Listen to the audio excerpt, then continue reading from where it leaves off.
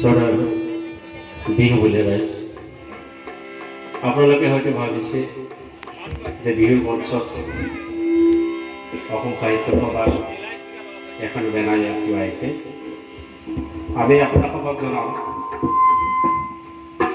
2003 চনৰ এটি পূৰ্বখনত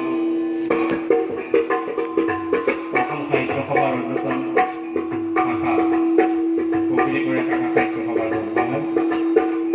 আমাৰ লক্ষ্য উদ্দেশ্য আছে যে আমাৰ কপিলীৰ পাৰৰ যিসকল লোক আছে এই অঞ্চলৰ লোকসকল যাতে সাহিত্য আৰু সংস্কৃতিৰ ক্ষেত্ৰত আগবাঢ়ি যাব পাৰে তেখেতসকলক এখন আমি প্লেটফৰ্ম দিয়াৰ কথা চিন্তা কৰিছিলোঁ আৰু অঞ্চলটোৰ বিভিন্ন সংস্কৃতিৰ লগতে সাহিত্যৰ ক্ষেত্ৰত আমাৰ উঠি অহা নৱপ্ৰজন্মক যাতে আমি আগবঢ়াই লৈ যাব পাৰোঁ,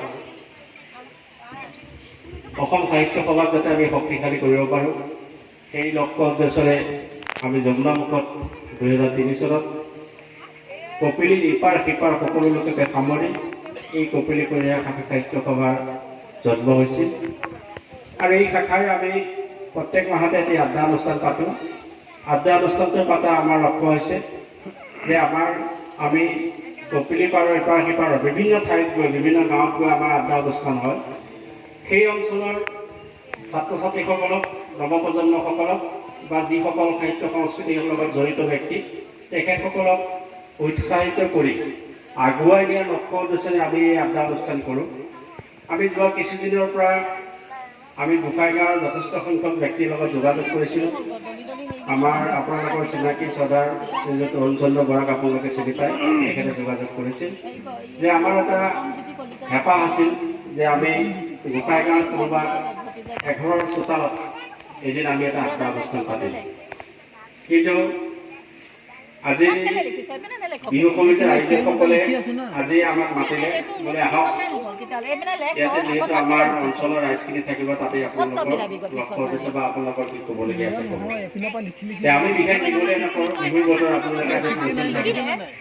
তাৰ মাজতে আমাৰ কপিলীগড় সাহিত্য সভাৰ যিসকল শিল্পী আছে শিল্পীসকলে দুজনমানে আমি গীত পৰিৱেশন কৰিব। তাৰ লগতে আমি কথা পাতিছিলোঁ যে এই অঞ্চলৰ কিছু ছাত্ৰ ছাত্ৰী আছিল, নৱপ্ৰজন্মৰ প্ৰতিভাৱান কবি সাহিত্যিক আছিল, আমি তেখেতসকলকো আমি চিনাকি কৰি দিয়াৰ প্ৰয়োজন বোধ কৰিছিলোঁ। কাৰোবাৰ ঘৰৰ ল'ৰাটো বা ছোৱালীজনীয়ে গীত গায়, কবিতা পাঠ কৰে, সাহিত্য লেখে, গল্প লেখে, সেইসকলক আমি নাজানো। কিন্তু আজি ৰাজহুৱা মঞ্চত দেখাৰ লগে লগে আমি গম পাম যে তেওঁলোকেও এই ক্ষেত্ৰত বিশেষভাৱে তেওঁলোকৰ উৎসাহ আছে, আগ্ৰহ আছে। গতিকে সেইসকলক উৎসাহিত কৰাৰ লক্ষ্যৰে আজি আমি আপোনালোকৰ মাজত আহি সমবেত হৈছোঁ। সেয়ে আমি কপিলীগড় শাখা সাহিত্য সভাৰ পৰা আপোনাক সদৌতিলৈকে আমাৰ শ্ৰদ্ধা কৰা ভক্তি জনাইছোঁ, সেৱা জনাইছোঁ। আৰু প্ৰথম এটি গীতেৰে আজিৰ এই আড্ডা অনুষ্ঠান আমি আৰম্ভ কৰিব আগবাঢ়িছোঁ।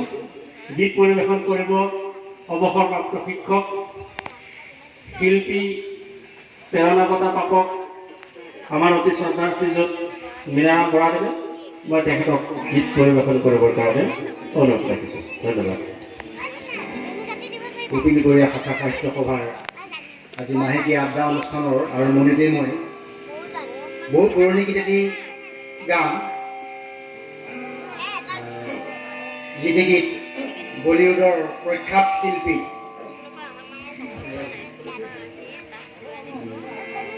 মহম্মদ ৰফিয়ে গাইছিল অসমীয়া ভাষাত। সেই গীতটিয়ে কালজয়ী গীত। আজিও অসমৰ প্ৰতিজন ব্যক্তি মুখে মুখে সেই গীতটি, মই তাকে অকণমান চেষ্টা কৰি চাওঁ।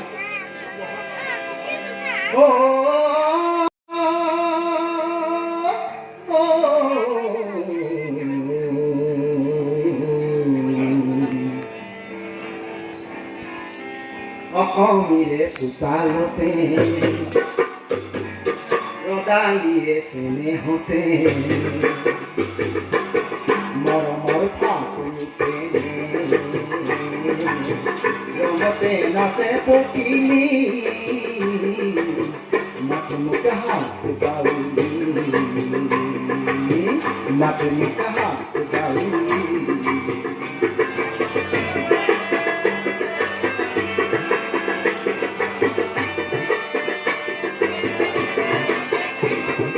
নীলা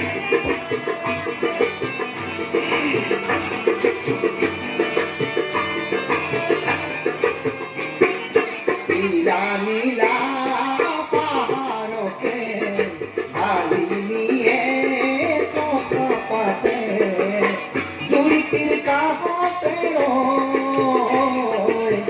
নিয়ারে বকরা কই মলয়া তুলে শুনি ও মলয়া তুলে শুনি কাহা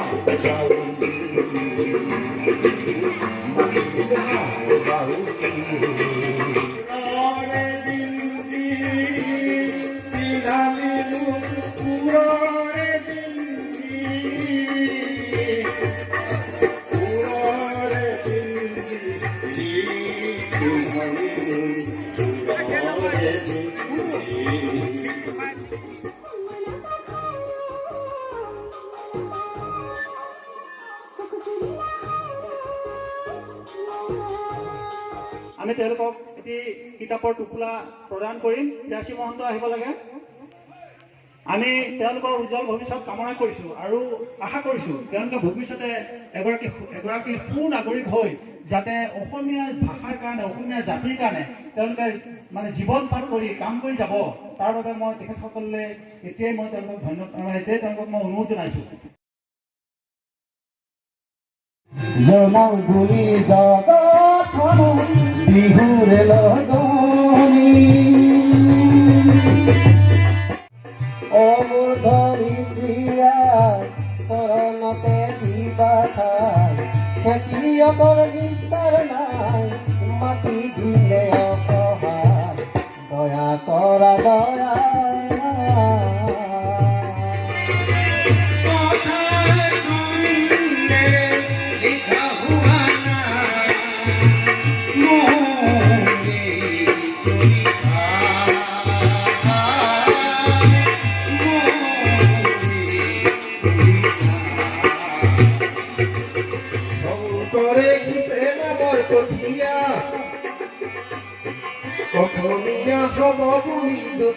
মুখতির বরধুল প্রীতির শিফুল মুখতির বরধুল প্রীতির শিফুল দখনার বিহুয়ার তয় বাবি বরধুল মই বজম শিফুল তয় বাবি বরধুল মই বজম শিফুল মাজতে বাগুৰুম্বা। উল্লেখ কৰিছিলোঁ তেখেতসকলক এগৰাকী এগৰাকীকৈ আহি এফালৰ পৰা যাতে তেখেতসকলক আদৰণি জনাই যায়, বৰণ কৰি যায়, এখনি জাতীয় বস্ত্ৰৰে মই অনুৰোধ জনাইছোঁ। প্ৰথমতে আহিব অমিলি বৰা,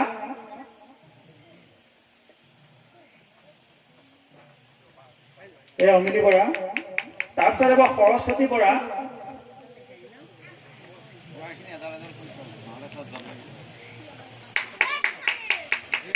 তাৰপিছত আহিবলৈ মই অনুৰোধ জনাইছোঁ যুগল বৰা দেৱক।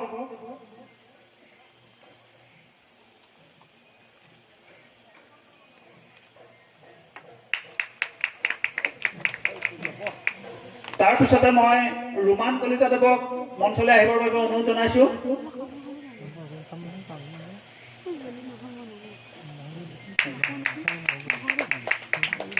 এইবাৰ আহিবলৈ মই অনুৰোধ জনাইছোঁ পবিত্ৰ বৰা।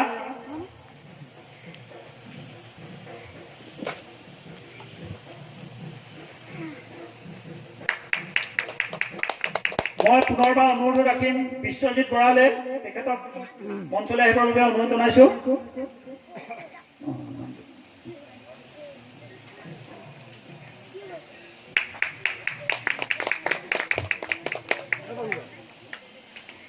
এইবাৰ মই অনুৰোধ জনাইছোঁ দীপিকা বৰা আহিব মঞ্চলৈ। দীপিকা বৰাই খনিন বড়ো নেকি তেখেতক শ্ৰদ্ধাভাজন দৰ্শক মন্ডলী, মই কৈছোঁ এই যিখিনি ক'ব লাগে আৰু মই বেছিকৈ কৈ